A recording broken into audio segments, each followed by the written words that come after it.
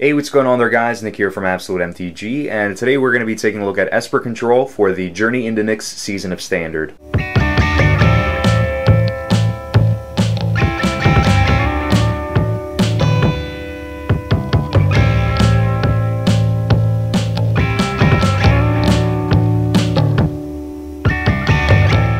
So when it comes down to Esper Control, there are a lot of different variations that you can go about whenever you're actually making the deck and whenever you're playing it and making changes with sideboarding between your games. With this deck, I decided not to be as greedy because playing cards like Watery Grave and Godless Shrine slow the deck down. They require you to have more cards that are entering the battlefield tapped unless you pay life for them. And in some matchups, taking an extra 2 or 4 life here and there, or doing it multiple times on occasion to have your cards be played whenever you want them to, is sometimes bad. It's very unfortunate for you in a given matchup, and it may cost you the ability to be able to stabilize with a card like Sphinx's Revelation for any given value, or even just it may put you in the situation where your opponent could present lethal and you really don't have much that you can do about it. So with the deck, we are maxing out on our temples that we have, so our Scrylands. We're maxing out and playing our full 12 in the Esper colors to be able to play Blood Baron of Vizkopa and Doomblade. So this is blue-white with a splash of black, giving us Esper, but otherwise just being pretty much a blue-white control deck. So the first card that we have here is AEtherling. So AEtherling is the most consistent win condition that control decks have. If you don't play a control deck or you haven't played a control deck ever before, AEtherling is one of those high value cards that you are going to play in the very late game.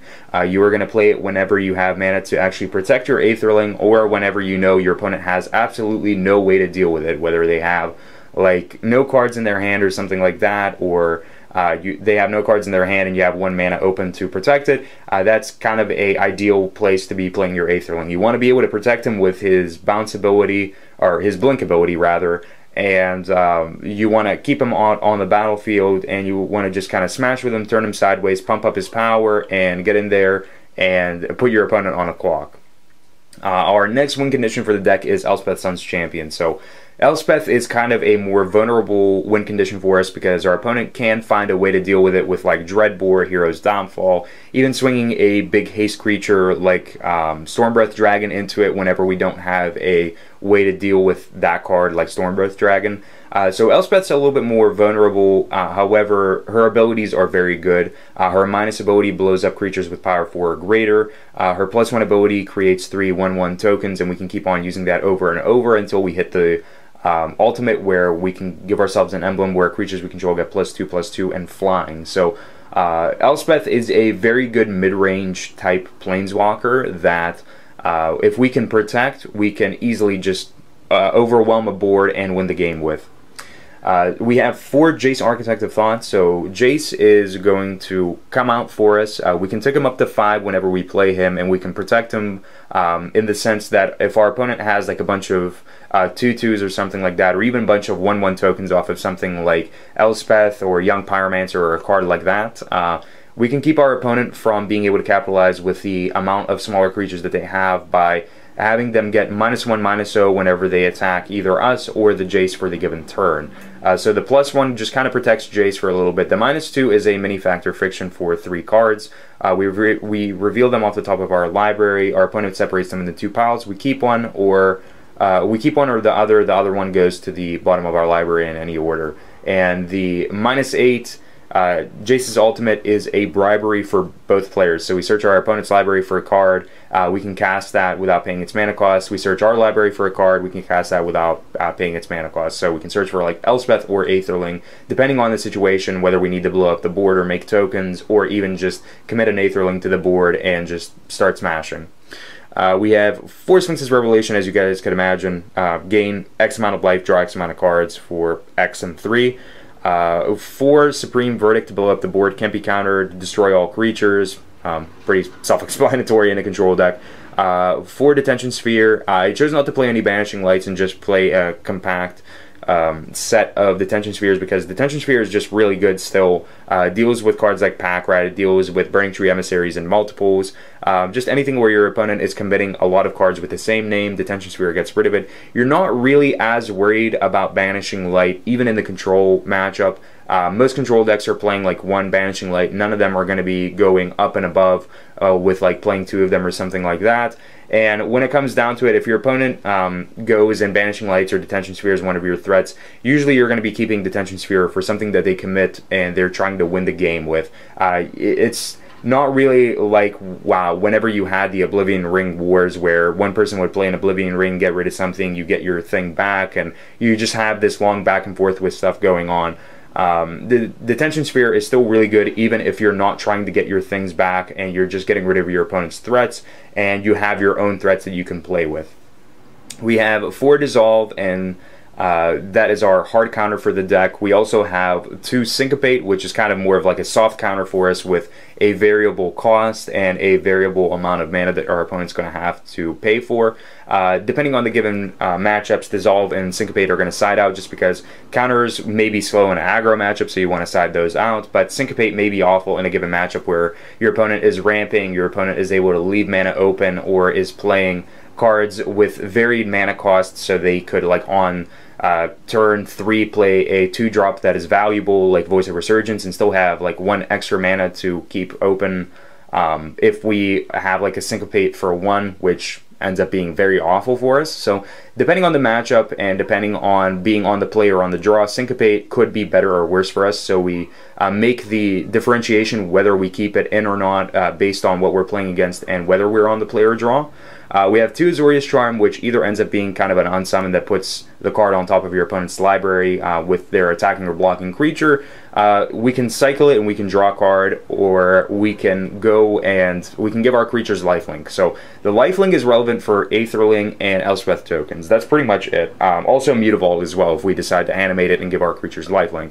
Azorius Charm otherwise for like control matchups, it sides out. It's like a dead card for us. All it pretty much does is cantrip itself and draw us a card. So against like the control matchups or the matchups where we don't really value flipping a creature on top to our opponent's library, Azorius Charm's pretty much just going to side out.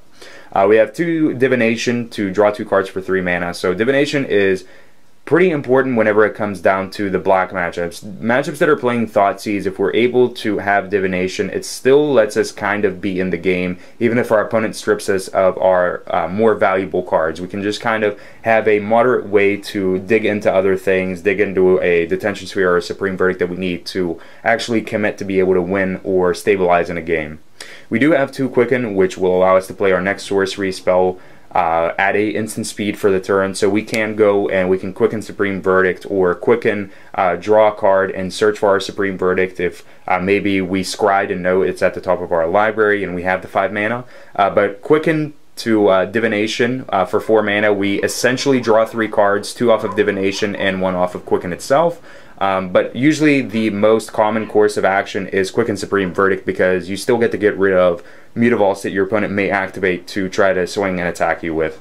And the last spell that we have for the deck is Last Breath. So I chose to play Last Breath over something like Ultimate Price just for the matchups where there could be a difference with what you're playing against, and Last Breath not being as or a card like Ultimate Price not being as valuable for you, like playing against Mono Black, having Ultimate Price, and they have Nightveil Spectre, where you would rather have a Last Breath to get rid of it.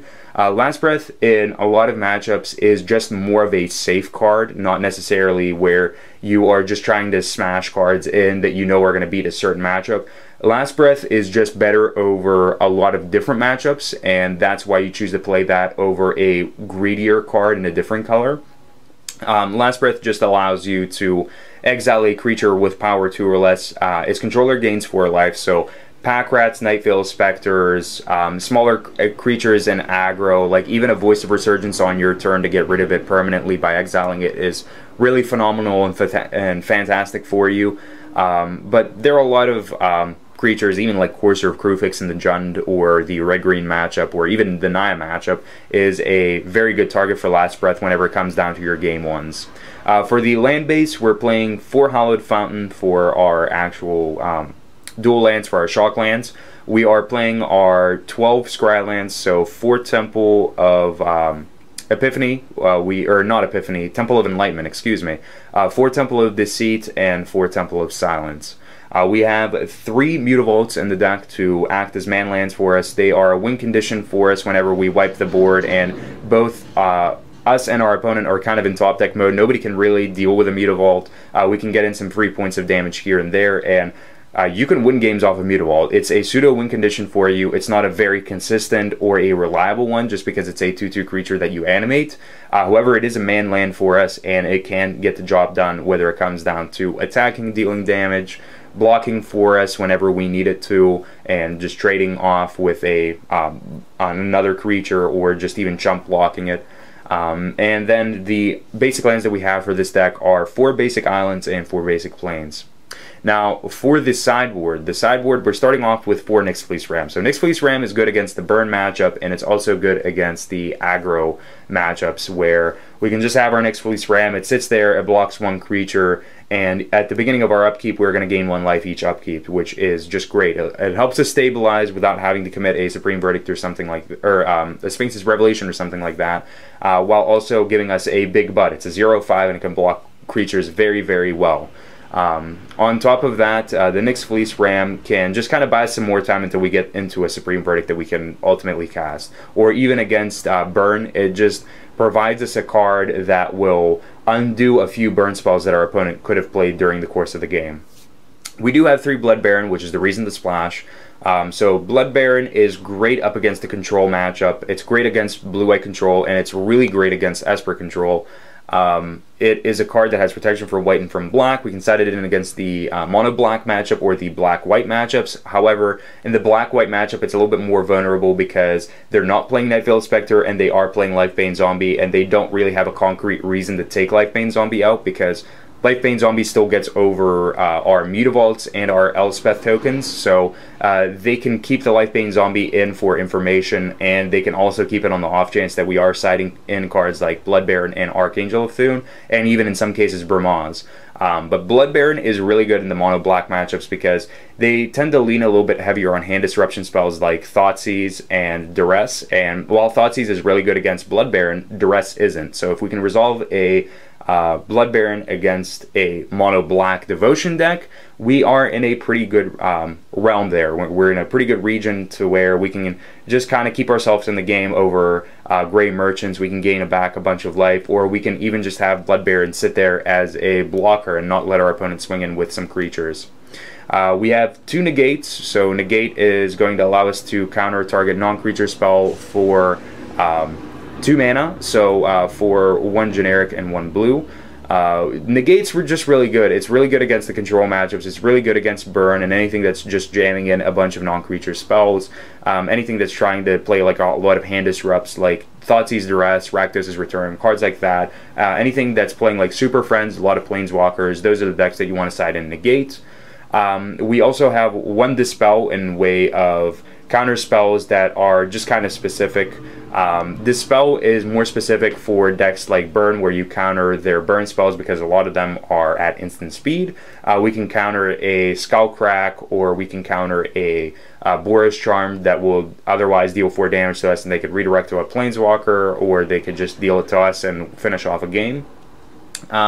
And then we have 2 Gainsay, so those are the other counter spells that we have. So 2 Negate, 1 Dispel, 2 Gainsay. 2 Gainsay for the mono-blue matchup and also for control, because in the control matchup we can still hit the Sphinx's Revelation that our opponent has. We can hit AEtherling, which is probably the most important card that you want to be countering.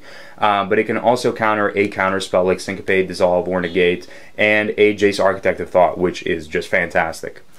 We have 1 Elixir of Immortality. So the Elixir of Immortality is for the aggro matchup, it's for the burn matchup, and it's for the control matchup. So decks that are trying to massively outrace you, Elixir of Immortality is really sweet because you can just gain the life, and you can get back any cards that you had, like your Doomblades, Azorius Charms, Last Breaths that you were using on your opponent's creatures. You can just kind of recycle them into your deck. it's pretty much for the aggro matchups and the tempo matchups where you're just siding in Elixir because it's a card that for 3 mana lets you gain life for the 3 mana that you committed for it, which could, in burn, completely unwind like 2 spells or maybe even, well, not really 3 spells. It's usually 2 spells that you're unwinding. But Elixir is great for that. It's great for the attrition war whenever you're playing against grindy decks like Mono Black. I don't really side it in as often against those decks, but I do find myself siding it in sometimes where I just want to have a infinite supply of cards that I could use at my disposal, infinite amount of counter spells, or even like Supreme Verdicts and Sphinx's Revelations that I can just kind of cycle through with Elixir of Immortality. And just for the control matchup, it's just so you don't deck yourself. You don't deck yourself and you stay in the game for a very long game. If you're able to play the game well and you're able to do everything properly, Elixir of Immortality can keep you from losing a control match ultimately. We have one Fated Retribution. So Fated Retribution is for the monsters matchup, decks that are committing both creatures and planeswalkers as threats to you.